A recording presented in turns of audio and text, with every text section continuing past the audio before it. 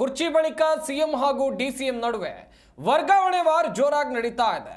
ನೀರಾವರಿ ಇಲಾಖೆ ಅಧಿಕಾರಿಗಳ ವರ್ಗಾವಣೆಗೆ ಡಿಸಿಎಂ ಡಿಕೆ ಶಿವಕುಮಾರ್ ಅವರು ಗರಂ ಆಗಿದ್ದಾರೆ. ಸಿಎಂ ಅನುಮೋದನೆ ವರ್ಗಾವಣೆಗೆ ಡಿಕೆಶಿ ಆಕ್ರೋಶವನ್ನ ವ್ಯಕ್ತಪಡಿಸಿದ್ದಾರೆ. ಸಿಎಂ ಸಹಿ ಹಾಕಿದ್ದ ವರ್ಗಾವಣೆ ಕಡಿತಕ್ಕೆ ಡಿಸಿಎಂ ಡಿಕೆ ಶಿವಕುಮಾರ್ ಅವರು ಬ್ರೇಕ್ ಹಾಕಿದ್ದಾರೆ ಎನ್ನುವಂಥದ್ದು ಗೊತ್ತಾಗ್ತಾ ಇದೆ. ನನ್ನ ಅನುಮತಿ ಇಲ್ಲದೆ ವರ್ಗಾವಣೆ ಮಾಡಬೇಡಿ, ವರ್ಗಾವಣೆಗೆ ತಡೆ ಹಿಡಿಯುವಂತೆ ಸಿಎಸ್ಗೆ ಅಂತ ಹೇಳಿದ್ರೆ ಸರ್ಕಾರದ ಮುಖ್ಯ ಕಾರ್ಯದರ್ಶಿಗೆ ಡಿಸಿಎಂ ಡಿಕೆ ಶಿವಕುಮಾರ್ ಅವರು ಪತ್ರವನ್ನು ಬರೆದಿದ್ದಾರೆ. ಅನುಮತಿ ಪಡೆಯದೆ ಅಧಿಕಾರಿಗಳ ವರ್ಗಾವಣೆಗೆ ಈಗ ಆಕ್ಷೇಪವನ್ನು ವ್ಯಕ್ತಪಡಿಸಿರುವುದು. ತಮ್ಮ ಇಲಾಖೆಯ ಅಧಿಕಾರಿಗಳ ವರ್ಗಾವಣೆಗೆ ಬೇಸರವನ್ನು ವ್ಯಕ್ತಪಡಿಸಿದ್ದಾರೆ ಡಿಸಿಎಂ ಡಿಕೆ ಶಿವಕುಮಾರ್ ಅವರು. ಅನುಮತಿ ಇಲ್ಲದೆ ಲೋಕೋಪಯೋಗಿ ಇಲಾಖೆಯಿಂದ ಜಲಸಂಪನ್ಮೂಲ ಇಲಾಖೆ ಚೀಫ್ ಇಂಜಿನಿಯರ್ ವರ್ಗಾವಣೆಗೆ ಸಂಬಂಧಿಸಿದಂತೆ ಮುಖ್ಯಮಂತ್ರಿ ಸಿದ್ದರಾಮಯ್ಯನವರು ಕಡತಕ್ಕೆ ಸಹಿ ಹಾಕಿದ್ರು. ಆದರೆ ಡಿಸಿಎಂ ಡಿಕೆ ಶಿವಕುಮಾರ್ ಅವರು ಇದಕ್ಕೆ ವಿರೋಧವನ್ನು ವ್ಯಕ್ತಪಡಿಸಿದ್ದಾರೆ.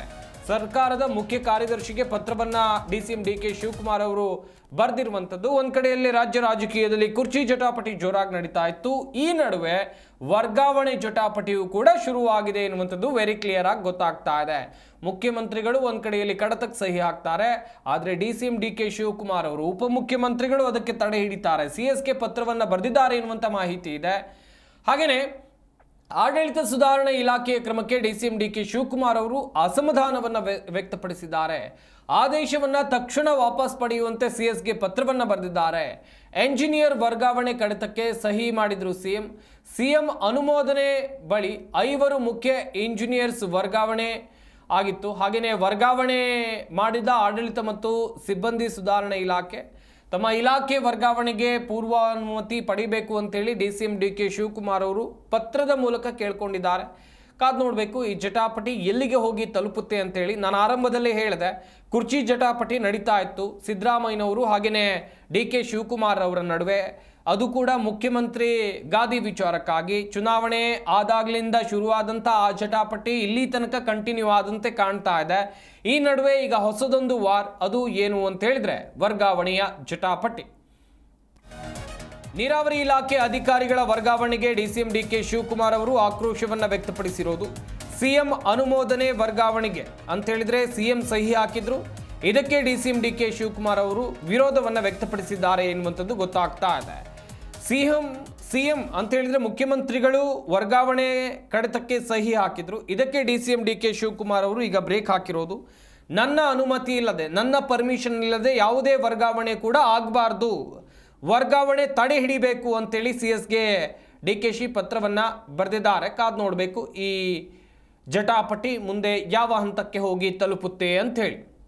ಒಟ್ಟಿನಲ್ಲಿ ತಮ್ಮ ಇಲಾಖೆಯ ಅಧಿಕಾರಿಗಳ ವರ್ಗಾವಣೆಗೆ ಡಿಸಿಎಂ ಡಿಕೆ ಶಿವಕುಮಾರ್ ಅವರು ಬೇಸರವನ್ನು ವ್ಯಕ್ತಪಡಿಸಿರೋದು. ಶಾಲಿನಿ ರಜನೀಶ್ ಅವರಿಗೆ ಪತ್ರವನ್ನು ಬರೆದಿದ್ದಾರೆ ಡಿಸಿಎಂ ಡಿಕೆ ಶಿವಕುಮಾರ್ ಅವರು, ಸರ್ಕಾರದ ಮುಖ್ಯ ಕಾರ್ಯದರ್ಶಿ. ಆದರೆ ಕಾದ್ ನೋಡಬೇಕು, ನಾನಾಗಲೂ ಕೂಡ ಹೇಳ್ತಾ ಇದ್ದೆ ಏನೆಲ್ಲ ಜಟಾಪಟಿ ಆಗಿದೆ ಎನ್ನುವುದಾಗಿ. ಅನುಮತಿಯನ್ನು ಪಡೆಯದೆ ಅಧಿಕಾರಿಗಳ ವರ್ಗಾವಣೆ ಮಾಡಬೇಡಿ, ಮಾಡಲೂಬಾರ್ದು ಅಂಥೇಳಿ ಪತ್ರದ ಮುಖೇನ ಕೇಳ್ಕೊಂಡಿದ್ದ.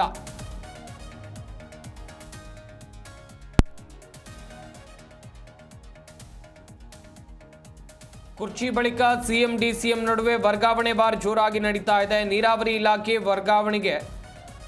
ನೀರಾವರಿ ಇಲಾಖೆ ಅಧಿಕಾರಿಗಳ ವರ್ಗಾವಣೆಗೆ ಈಗ ಡಿಸಿಎಂ ಡಿಕೆ ಶಿವಕುಮಾರ್ ಅವರು ಗರಂ ಆಗಿರೋದು.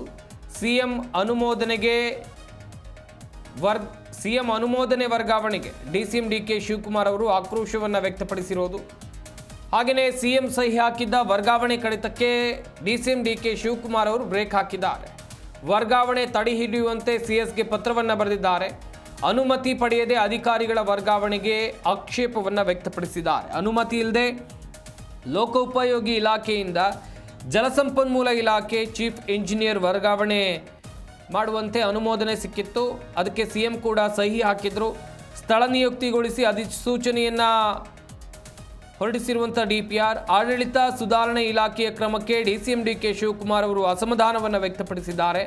ಆದೇಶವನ್ನು ತಕ್ಷಣ ವಾಪಸ್ ಪಡೆಯುವಂತೆ ಸಿಎಸ್ಗೆ ಪತ್ರವನ್ನು ಬರೆದಿದ್ದಾರೆ. ಎಂಜಿನಿಯರ್ ವರ್ಗಾವಣೆ ಕಡಿತಕ್ಕೆ ಸಿಎಂ ಸಹಿ ಹಾಕಿದ್ರು. ಸಿಎಂ ಅನುಮೋದನೆ ಬಳಿಕ 5 ಮುಖ್ಯ ಇಂಜಿನಿಯರ್ಸ್ ವರ್ಗಾವಣೆ ಮಾಡುವಂಥ ಪ್ಲಾನ್ ಕೂಡ ಇತ್ತು. ಸದ್ಯ ವರ್ಗಾವಣೆ ಮಾಡಿದ ಆಡಳಿತ ಮತ್ತು ಸಿಬ್ಬಂದಿ ಸುಧಾರಣಾ ಇಲಾಖೆಗೆ ಡಿಸಿಎಂ ಡಿಕೆ ಶಿವಕುಮಾರ್ ಅವರು ನನ್ನ ಪೂರ್ವಾನುಮತಿ ಪಡಿಬೇಕಿತ್ತು ಅಂತೇಳಿ ಪತ್ರವನ್ನ ರವಾನೆ ಮಾಡಿದ್ದಾರೆ.